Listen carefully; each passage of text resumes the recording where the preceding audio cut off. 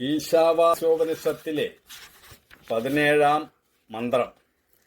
വായുരനിലമൃതമതേതം ഭസ്മാന്തം ശരീരം. ഓം ക്രതോസ്മര കൃതം സ്മര ക്രതോസ്മര കൃതം സ്മര. മരിക്കാൻ പോകുന്ന പ്രാണവായു അമൃതമയമായ വായുവിനെ പ്രാപിക്കട്ടെ. അനന്തരം ഈ സ്ഥൂലശരീരം ഭസ്മമാകുന്ന അന്തത്തോടു കൂടിയതായി ഭവിക്കട്ടെ.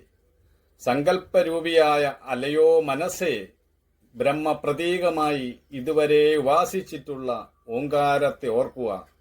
ഇതുവരെ ചെയ്തിട്ടുള്ള കർമ്മങ്ങളെ ഓർക്കുക. ജീവിച്ചിരിക്കുമ്പോൾ നമ്മൾ നല്ലതും ചീത്തയുമായ അനേകം കർമ്മങ്ങൾ ചെയ്യുന്നു. മരണസമയം അടുക്കുമ്പോൾ താൻ ചെയ്ത നല്ലതും ചീത്തയുമായ കർമ്മങ്ങളുടെ സ്മരണ അവനിൽ ഉണരുന്നു. പാപകർമ്മങ്ങളാണ് കൂടുതൽ ചെയ്തതെങ്കിൽ ശരീരത്തെ വെടിഞ്ഞ ശേഷം ജീവൻ അധോഗതികളിലേക്കായിരിക്കും പോവുക. മറിച്ച് സത്കർമ്മങ്ങളാണ് ചെയ്തതെങ്കിൽ ജീവന് ഊർധ്വഗതി ഉണ്ടാവും. അതിനാൽ എനിക്ക് മരണസമയത്ത് നല്ല കർമ്മങ്ങളെ ഓർക്കാൻ കഴിയണമേ എന്ന് പ്രാർത്ഥിക്കുകയാണ് ഇവിടെ ചെയ്യുന്നത്. അങ്ങനെയാണെങ്കിൽ മാത്രമേ ശരീരത്തിലെ പ്രാണൻ പ്രപഞ്ചപ്രാണനിൽ വിലയിക്കുകയും ജീവാത്മാവ് പരമാത്മാവിനോട് ചേരുകയും ചെയ്യുകയുള്ളൂ. അപ്പോൾ മാത്രമേ ജീവന് സംസാരമുക്തി ഉണ്ടാകുന്നുള്ളൂ. അതിനായി ജീവിതകാലം മുഴുവൻ സത്കർമ്മങ്ങൾ ചെയ്യുകയും ഈശ്വര സ്മരണയോടുകൂടി ജീവിക്കുകയും ചെയ്യണം. അതിലൂടെ അന്ത്യകാലത്ത് ശരീരബോധത്തെ തന്നെ അതിക്രമിച്ച് പരമാത്മാവിനോട് ചേരുവാനും കഴിയും. ഈ പ്രപഞ്ചം വിശാലവും വൈരുദ്ധ്യങ്ങൾ നിറഞ്ഞതുമാണ്. ഈ വൈരുദ്ധ്യങ്ങൾ നിറഞ്ഞ ലോകത്ത് നിന്ന് ധർമാധർമ്മങ്ങളെ തിരിച്ചറിഞ്ഞ് അധർമ്മത്തെ കൈവെടിയുന്നവന് മാത്രമേ പരമപുരുഷാർത്ഥമായ മോക്ഷത്തെ പ്രാപിക്കുവാൻ കഴിയുകയുള്ളൂ. ഓരോരുത്തരും ഈ ലോകത്ത് പിറന്നു വീഴുന്നത് അവരവരുടെ പൂർവ സംസ്കാരമനുസരിച്ചാണ്. അതിന്റെ സ്വാധീനം അവരുടെ ജീവിതത്തിലുടനീളം നമുക്ക് കാണാൻ കഴിയും. അത് എല്ലാ കർമ്മങ്ങളിലും പ്രതിഫലിക്കുന്നത് കാണാൻ കഴിയും. അതുകൊണ്ട് ഓരോരുത്തരുടെയും ചിന്താഗതികൾക്കും വീക്ഷണഗതിക്കുമനുസരിച്ച് ധർമാധർമ്മം തിരിച്ചറിയുന്നതിൽ വ്യത്യാസങ്ങൾ ഉണ്ടാകും. നമ്മുടെ പ്രവൃത്തികൾ ധാർമ്മികമാകുന്നില്ലെങ്കിൽ ദുഃഖത്തിൽ നിന്നും മോചനമുണ്ടാകില്ല. ആഗ്രഹങ്ങൾ എല്ലാവർക്കും ഉണ്ടാകും. എന്നാൽ ആഗ്രഹങ്ങളെ തോന്നിയതുപോലെ അഴിച്ചുവിട്ടാൽ അത് കർമ്മബന്ധങ്ങൾക്കും ദുഃഖങ്ങൾക്കും ജനന മരണ പരമ്പരയ്ക്കും കാരണമാകും. മനസ്സിന്റെയും പ്രാണന്റെയും താളം തെറ്റിക്കുന്നത് അധാർമികമായ ആഗ്രഹങ്ങളും പ്രവൃത്തികളുമാണ്. ആഗ്രഹങ്ങളെ ധർമ്മത്തിന്റെ കടിഞ്ഞാണിട്ട് നിയന്ത്രിക്കണം. അപ്പോഴേ മനസ്സും ബുദ്ധിയും നേർദിശയിൽ ചരിക്കുകയുള്ളൂ. അപ്പോൾ ഒരാളുടെ പ്രാണചലനം നേർദിശയിലാകും. അപ്പോൾ ഒരാൾ സ്വസ്ഥനും ശാന്തനുമായി തീരും. ഓരോരുത്തർക്കും ഓരോരോ കർത്തവ്യങ്ങളാണ് ഈ ലോകത്ത് ചെയ്തു തീർക്കാനുള്ളത്. ഈ കർത്തവ്യ നിർവഹണത്തിൽ സത്യസന്ധത പാലിക്കേണ്ടത് അത്യാവശ്യമാണ്. നമ്മെ സത്യത്തിൽ നിന്നും വ്യതിചലിപ്പിക്കുന്ന പല സാഹചര്യങ്ങളും ഉണ്ടാകും. അവിടെയൊക്കെ മനോദൗർബല്യം കൊണ്ടോ ത്യാഗക്കുറവ് കൊണ്ടോ സത്യം പാലിക്കാൻ കഴിയാതെ വന്നാൽ ജീവന് അധോഗതിയാണ് ഉണ്ടാവുക. ഊർധ്വഗതി ഉണ്ടാകണമെങ്കിൽ എന്തു ക്ലേശം സഹിച്ചും സത്യധർമാദികൾ പാലിച്ച് മുന്നോട്ട് പോകണം. പല പ്രലോഭനങ്ങളിലും പെട്ട് മനുഷ്യൻ വഴിതെറ്റി നടക്കുന്നു. അതുകൊണ്ട് അവൻ ലക്ഷ്യത്തിലെത്തുന്നില്ല എന്നു മാത്രമല്ല, ജീവിതത്തിലുടനീളം ദുഃഖവും ദുരിതവും പേരേണ്ടി വരുന്നു. ജീവിത സത്യം ശാസ്ത്രങ്ങളിൽ നിന്നും ഗ്രഹിച്ച് അതിനനുസരിച്ച് വേണം നമ്മുടെ ജീവിതത്തെ ചിട്ടപ്പെടുത്താൻ. ഈ ജീവിതമാകുന്ന രഥം നയിക്കണമെങ്കിൽ നമ്മുടെ മനസ്സും ബുദ്ധിയും നിയന്ത്രണത്തിൽ വരണം. എങ്ങനെ ജീവിതം നയിക്കണമെന്നറിയില്ലെങ്കിൽ എല്ലാ നേട്ടങ്ങളും കോട്ടങ്ങളായി മാറും.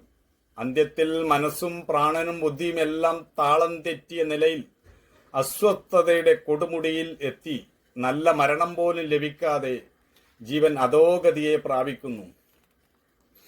ഇവിടെ ശാസ്ത്രവിധി പ്രകാരം വിഹിത കർമ്മങ്ങളെല്ലാം അനുഷ്ഠിച്ച ഒരാൾ അന്ത്യകാലമടുക്കുമ്പോൾ ഈശ്വരനെ സ്മരിച്ചുകൊണ്ട് പറയുകയാണ്, എൻ്റെ ഭൗതികമായി ശരീരം ഭസ്മമായിക്കൊള്ളട്ടെ, എൻ്റെ പ്രാണവായു ശരീരവുമായുള്ള ബന്ധത്തെ അതിക്രമിച്ച് സമഷ്ടി പ്രാണനുമായി ഐക്യം പ്രാപിക്കട്ടെ, എൻ്റെ വാസ്തവ സ്വരൂപം ശരീരമനോബുദ്ധികളല്ലെന്ന് ഞാൻ തിരിച്ചറിയുന്നു.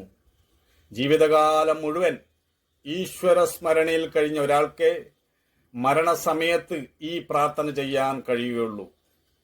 പഞ്ചേന്ദ്രിയങ്ങളെ ബോധപൂർവം മെരുക്കി തൻ്റെ അധീനതയിൽ കൊണ്ടുവരുന്നതിനനുസരിച്ചാണ് ഒരു വ്യക്തി മാനസികവും ആത്മീയവും യോഗാത്മകവുമായ പുരോഗതി നേടുന്നത്. ഇന്ദ്രിയ മനസ്സുകളെ നിയന്ത്രിക്കാത്തവൻ മൃത്യുപാശത്തെ പ്രാപിക്കുന്നു. ജീവിതത്തെക്കുറിച്ചു ശരിയായ കാഴ്ചപ്പാടുള്ളവന് മരണത്തെക്കുറിച്ചു വ്യാകുലതയുണ്ടാകുന്നില്ല. ജീവിതകാലത്തു തന്നെ അവൻ മരണത്തെക്കുറിച്ച് വേണ്ട രീതിയിൽ മനസ്സിലാക്കിയിരിക്കും. എങ്ങനെ മരിക്കണമെന്ന് അയാൾ അറിഞ്ഞിരിക്കും. മരണവേളയിൽ ദേഹത്തിലുള്ള പ്രാണൻ അഴിവില്ലാതെ പ്രപഞ്ച പ്രാണനിൽ ലയിക്കും. തുടർന്ന് ദേഹം എരിഞ്ഞ് ഭസ്മമാകും. വായു മരണമില്ലാത്തതാണ്. ഈ സ്ഥൂല ശരീരം നശിക്കുമ്പോൾ അതിലുള്ള പ്രാണവായു വിശ്വപ്രാണനിൽ ലയിക്കുന്നു. ഒരു നദിയിൽ മുക്കിവെച്ച കുടത്തിൽ ഉള്ളിലും പുറത്തും ഒരുപോലെ ജലമാണ്. അതുപോലെ സർവത്ര വ്യാപിച്ചിരിക്കുന്ന വായുവിൽ ശരീരമെന്ന ഉപാധി ഉള്ളതുകൊണ്ട് ഉള്ളിലെ വായു വേറെയാണെന്ന് തോന്നുന്നു. എല്ലാ ജീവികളും സദാസമയവും വായു എടുക്കുകയും വിടുകയും ചെയ്യുന്നു. വായു എടുക്കുവാൻ കഴിയാതിരിക്കുമ്പോൾ ശരീരം നശിക്കുന്നു. ശരീരം മണ്ണിനോട് ചേരുന്നു. സൂക്ഷ്മ ശരീരത്തിലുള്ള ജീവനാണ് ശരീരം സ്വീകരിക്കുകയും വിടുകയും ചെയ്യുന്നത്. അതിലിരുന്ന് പ്രാണസ്പന്ദനം ചെയ്യുന്നതും സൂക്ഷ്മ ശരീരമാണ്. ജീവൻ ശരീരം വിടുമ്പോൾ ശരീരത്തിൽ പ്രാണസ്പന്ദം നിലയ്ക്കുന്നു. ഈ നശ്വര ദേഹത്തിൽ അഹങ്കരിച്ചും അഭിമാനിച്ചും നടക്കാതെ ഈ ശരീരത്തിൽ ഇരിക്കവേ തന്നെ ആ പരമസത്യത്തെ സാക്ഷാത്കരിക്കാൻ ശ്രമിക്കണം. ഇല്ലെങ്കിൽ വിവിധ ലോകങ്ങളിൽ വിവിധ ജീവവർഗങ്ങളിൽ ലക്ഷ്യമില്ലാതെ അലയേണ്ടി വരും.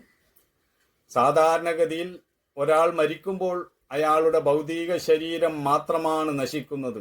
സൂക്ഷ്മ ശരീരം താൻ ആർജിച്ച സംസ്കാരത്തോടുകൂടി മറ്റൊരു ദേഹത്തിൽ അലയുന്നു.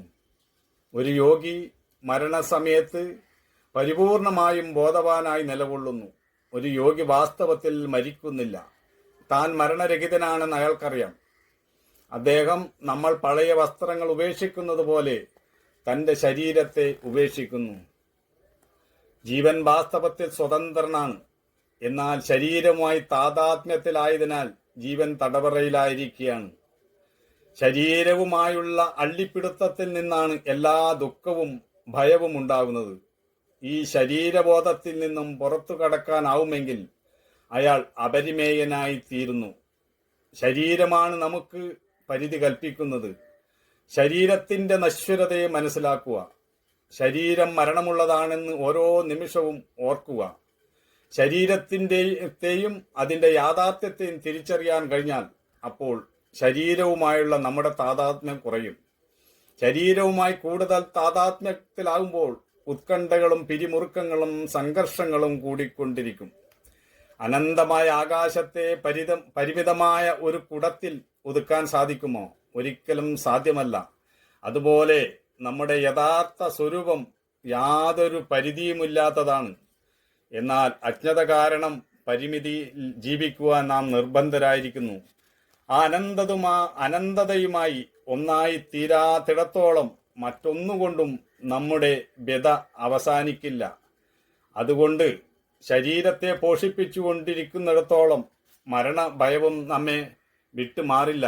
അതുകൊണ്ട് യാഥാർത്ഥ്യം മനസ്സിലാക്കി, ജീവിത സത്യം മനസ്സിലാക്കി നമ്മുടെ ജീവിതത്തെ പരമലക്ഷ്യത്തിലേക്ക് എത്തിക്കുക. അതാണ് ഇവിടെ ഉപനിഷത്ത് പറയുന്നത്.